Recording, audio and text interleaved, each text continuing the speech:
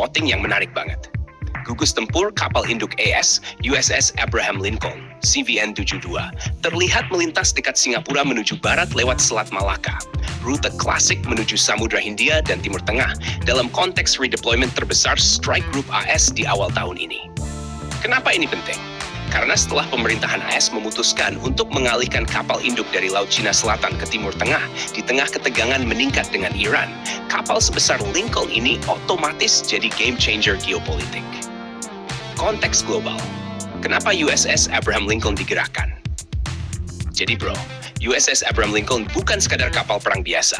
Ini kapal induk nuklir kelas Nimitz yang udah beroperasi puluhan tahun, bertenaga nuklir, air wing besar, dan punya ratusan jet tempur, helikopter, pesawat tanking, dan armada pendukung permukaan dan bawah laut.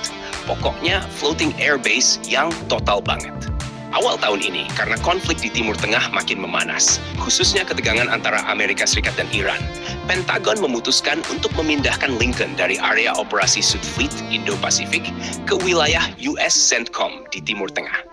Menurut beberapa laporan intelijen militer internasional, keputusan ini dibuat untuk membentuk deterrence terhadap Iran dan kelompok pro-Iran, sekaligus memperkuat postur militer AS di Laut Arab dan Teluk Persia saat situasi makin tak menentu.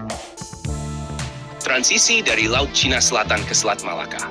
Sebelumnya, Lincoln memang aktif di wilayah Laut Cina Selatan dan sekitarnya, melakukan patroli, latihan, hingga simulasi pertahanan. Kapal ini bahkan tercatat melakukan latihan menggunakan sistem GUS dan peluncur rudal pertahanan dekat area itu pada minggu pertama Januari 2026.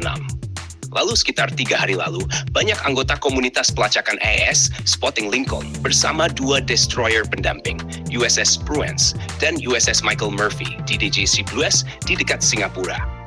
Artinya, kapal induk ini sudah melewati jalur pelayaran internasional utama dan sangat mungkin sudah masuki perairan Indonesia di Selat Malaka atau Laut Andaman dalam transitnya menuju barat.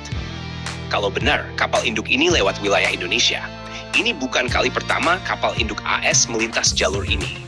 Tahun lalu, USS Nimitz pernah melakukan hal yang sama di Selat Malaka dalam pergerakan menuju Timur Tengah. Apa arti transit USS Abraham Lincoln bagi Indonesia? Sekarang bro, ini bagian yang sering ditanya. Apakah transit Lincoln berarti ancaman langsung bagi Indonesia? Pertama, secara hukum internasional, Selat Malaka dan perairan internasional di sekitar Indonesia adalah jalur pelayaran yang terbuka. Itu berarti kapal perang asing boleh melintas tanpa izin khusus asalkan mematuhi aturan pelayaran internasional yang sudah diatur dalam UNCLOS 1982. Kedua, ini bukan aksi agresi terhadap Indonesia, melainkan bagian dari redeployment global armada AS untuk menghadapi situasi di Timur Tengah. Tapi kita juga harus sadar bahwa keberadaan kapal induk raksasa nuklir dan armada pendukungnya di jalur strategis dunia ini memiliki dampak geopolitik besar.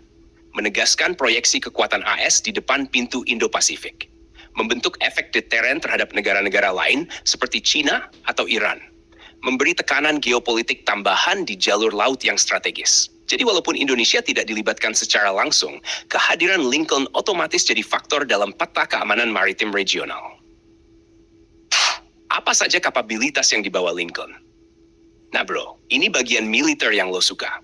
USS Abraham Lincoln sendiri punya dek besar untuk puluhan pesawat tempur dan dukungan, termasuk F-11 Super Hornet dan pesawat pendukung lain. Reaktor nuklir ganda yang bikin kapal ini bisa operasi berbulan-bulan tanpa isi ulang. Sistem radar dan sensor canggih, jadi bisa deteksi target jauh di laut dan udara.